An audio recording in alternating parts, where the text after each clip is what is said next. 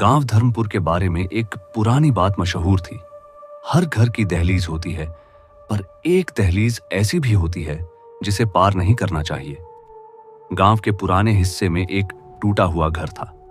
लोग उसे काली दहलीज कहते थे। ना कोई उस घर के पास जाता, ना कोई उसका जिक्र रात को करता। कहते हैं उस घर में कोई भूत नहीं रहता, वहां कुछ और रहता है। राघव शहर से वापस आया था। उसके दादा का पुराना घर धर्मपुर में ही था, सालों से बंद पड़ा हुआ। उस तरफ मत जाना, उसकी दादी ने पहले ही दिन कह दिया। कौन सी तरफ? राघव ने पूछा। दादी ने सीधा जवाब नहीं दिया, बस इतना बोली, जहां मिट्टी का रंग थोड़ा ज्यादा काला हो। राघव हंस दिया।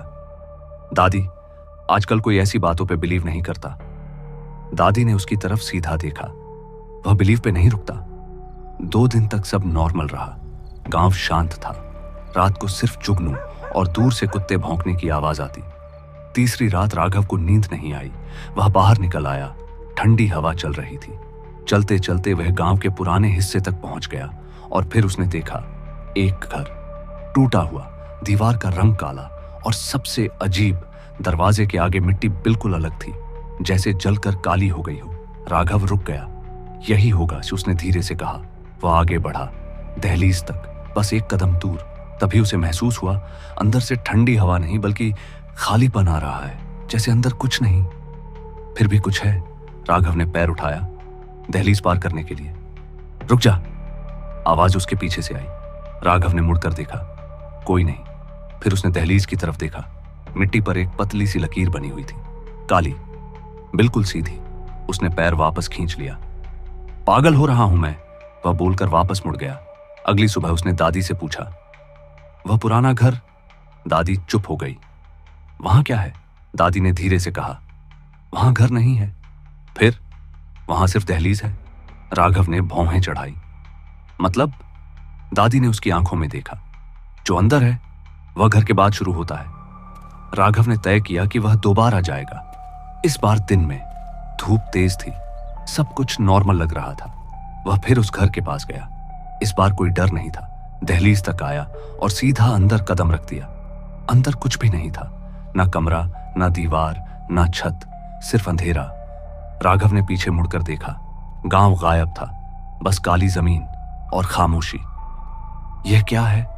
उसकी आवाज हिल गई। तभी उसने देखा जमीन पर कुछ हिल रहा था, जैसे मिट्टी सांस ले रही हो। फिर धीरे धीरे वह आकार लेने लगा, पर वह इंसान नहीं था। उसका कोई चेहरा नहीं था। उसकी देह सीधी नहीं थी, जैसे अंधेरा खुद मुड़कर खड़ा हो गया हो। और उसके बीच में एक गहरा सा खोखला हिस्सा था, जैसे अंदर कुछ नहीं, बस खाली। राघव पीछे हटा, पर पीछे कुछ था ही नहीं। दहलीज गायब हो चुकी थी। वह चीज धीरे धीरे उसकी तरफ बढ़ी। उसकी हरकत चलने जैसी नहीं थी, जैसे जमीन उसे धक्का दे रही हो। राघव की सांसें तेज हो गईं। कौन?